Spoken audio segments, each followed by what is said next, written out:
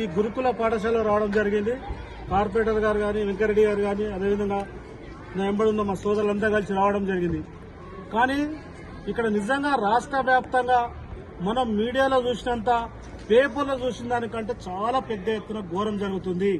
ఒక్కసారి నిజంగా కూడా ఈ ప్రాంతం రంగారెడ్డి జిల్లా కలెక్టర్ గారికి నేను వినియోగించుకోవడం ఏంటంటే, అయ్యా మీరు ఒకసారి సందర్శించండి. నిజంగా కూడా ఇప్పుడు ప్రిన్సిపాల్ గారు చెప్పడం ఏంటంటే, మేము గతంలో కలెక్టర్ చెప్పినాం, మా సెక్రటరీ గారు చెప్పినాం, ఇక్కడ ఉన్న కమిషనర్ గారు చెప్పినాం, ఎవరు పట్టించుకుంటలేరు సార్ అని చెప్తారు. పిల్లలు బయటకు వచ్చి నిజంగా పిల్లలు బయటకు వచ్చి బాధ ఏ విధంగా ఉందంటే, ఎలుకలు కొరుకుతున్నాయి, పిల్లలని కుక్కలు వస్తున్నాయి. ఆ విధంగా చెప్తుంటే పిల్లలకు నిజంగా బాధేస్తుంది. నిజంగా మన కన్న పిల్లలు ఇదే విధంగా చూసుకోవడం ఒకసారి ఆలోచించండి. రైస్ మనం చూసినాం, వెళ్ళాక మీకు వీడియోలో పంపిస్తాను.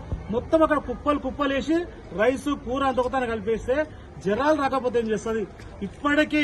ఇప్పటికీ గవర్నమెంట్ వచ్చి ఇప్పటి 11 నెలలు అయితే 51 మందిని పొట్టన పెట్టుకుంది గవర్నమెంట్.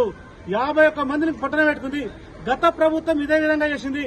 గతంలో కూడా మన దగ్గర ఉన్న విద్యాశాఖ మంత్రులు కూడా మన బతుకులు బాగుపడలేని మనం చూస్తే, ఈ రోజు కూడా ఈ గవర్నమెంట్ వచ్చినాక కూడా 51 మందిని పుట్టన పెట్టుకుందంటే ఏ విధంగా ఉందో ఒకసారి ఆలోచించండి. నిజంగా కూడా కలెక్టర్ గారిని మనవి చేసుకోవడం నేను సూటి చెప్తున్నా, అయ్యా మీరు రండి, సందర్శించండి. ఇక్కడ ఉన్న పిల్లల బాధ ఏందో చూడండి.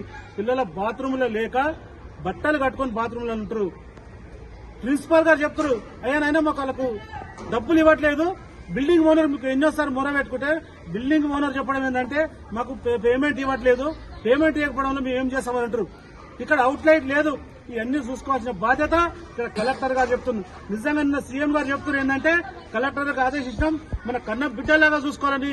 మాటలు చెప్పిన కాదు రేవంత్ రెడ్డి గారు, మీరు మాటలు చెప్పి నిజంగా తుపాకీ దెబ్బలు మాట్లాడి ఏదో ప్రతిపక్షాలు మీరు దాడి చేసా కాదు.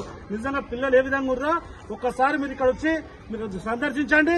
ఈ ప్రాంతం మేము వస్తున్నామని పొద్దు నుంచి క్లీన్ చేస్తున్నామని చెప్తారు పిల్లలు కూడా. అయినా ఇక్కడ మురికి ఉంది, ఇక్కడ బాత్రూంలో బాగలేవు, నైట్ చలికి వంకుతురు పిల్లలు. ఏ విధంగా ఉందో ఒకసారి సందర్శించండి. ఒక్కసారి నిజంగా కూడా ఈ పిల్లల బాధ పట్టించుకోవడానికి కలెక్టర్ గారికి మొర పెట్టుకోవడం జరుగుతుంది. మళ్ళా ఒక 5-6 రోజుల తర్వాత వస్తామని పిల్లలకు భరోసా ఏం జరుగుతుంది. పిల్లలు నిజంగా చాలా బాధలు, వాళ్ళకి భరోసా చేయాల్సిన బాధ్యత కలెక్టర్ గారి పైన ఉందని కోరుకుంటున్నాం.